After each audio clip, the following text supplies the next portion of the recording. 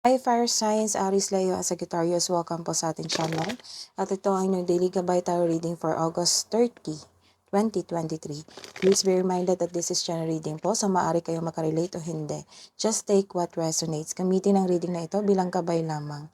Balik po kayo dito bukas para sa ating daily gabay tarot reading for August 31, 2023. Please like, subscribe, and click bell button para updated po kayo sa daily tarot reading natin. Maraming salamat po.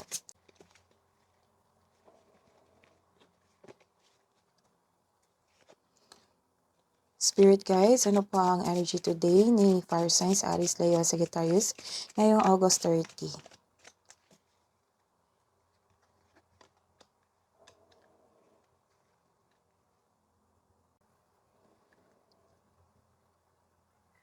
Ilan sa inyo nagkaroon ng procrastination, lacking a solid plan? Sa araw na ito, makaka-receive ka ng hindi magandang balita. Makaka-encounter ka ng immature na tao, ayaw binabalaan, ayaw niyang magtanggap ng advice. Nagkaroon kayo ng frustration kasi walang progress sa iyong proyekto o goal mo sa buhay. Gusto mong mag-shortcut para matapos na at makita yung result. If you want the results, build concrete plan without rushing. So that is the advice. Build concrete plan without rushing. Nagkaroon ng lacking of confidence, naging impatience. You have lack of confidence today, naging weak ka.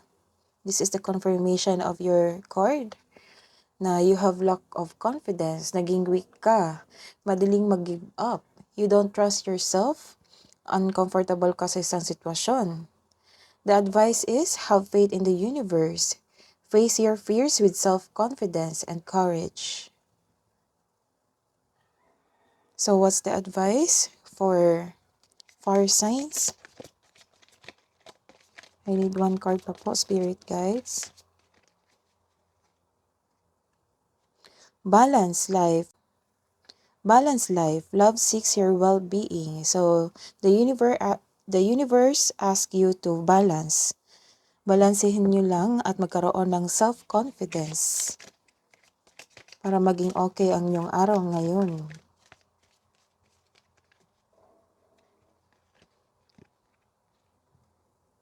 So this is the balance the situation, and energy of love. Behold the world through the eyes of love. So what's the message po para sa career and money ni Fire Signs, Aries, Leo, and Sagittarius ngayong August 30?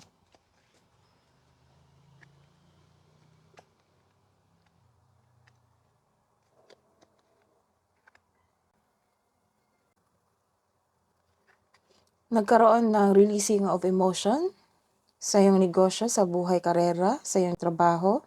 Nagkaroon din ng hesitation. Maaring magpahiwatig na ikaw ay nasa proseso ng pagpapalaya sa iyong sarili mula sa paghihigpit sa iyong boss, kaya magpatuloy. Ikaw ay nagpapaliban o nag-aalangan na sumabak sa aksyon na makatulong sa iyo umunlad.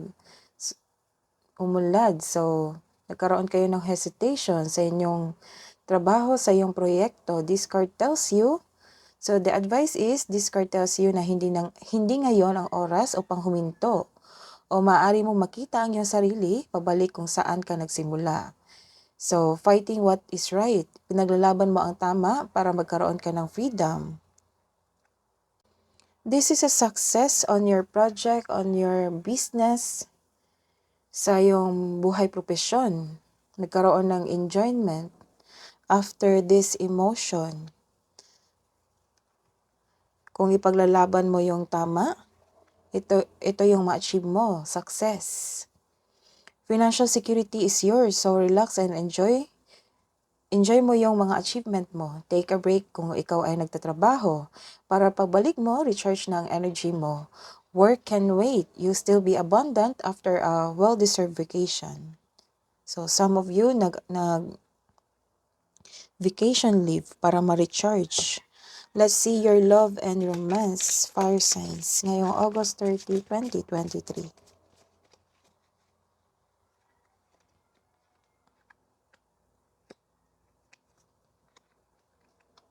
Sa buhay pag-ibig, you are building stability sa inyong buhay relasyon, sa inyong sarili. Para sa mga may relasyon, isa sa inyo naghihintay na ma-establish yung feelings nyo sa isa't isa bago pumasok sa isang seryosong commitment, such as buying engagement ring, buying property, or starting a family. Mas maigi itong handa kaysa madaliin nyo ang mabigat na responsibilidad na hindi kayo handa. Kailangan talaga magkaroon ng sense of stability bago mag-level up. Para naman sa mga single, hinahanda mo yung sarili mo, yung satisfied ka na sa financial at nagkaroon ka ng properties. Kumbaga, bonus na kung magkaroon ka ng kapareha na pareho kayong may sense of stability. Mas lalago ang inyong relasyon, sigurado yan. Ilan sa inyo naka-recover na sa heartbroken? You are releasing the pain na nararamdaman mo ngayon. You're healing yourself from heartbreak. You are letting go sa mga pain at masasakit na alaala. Kahit malungkot ka ngayon, hatid ng disappointment o heartbreak, nag-make move ka na for recovery. You're healing yourself. You release a pain. You're releasing a pain. This period of sorrow won't last forever. So the advice is look the future with hope for new experiences. This card is a reminder na you should avoid bringing your fear of heartbreak into new situations. So what's the love advice for fire signs?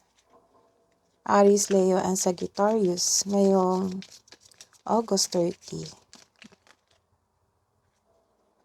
Manifesting miracles. Your dream is soon to become reality.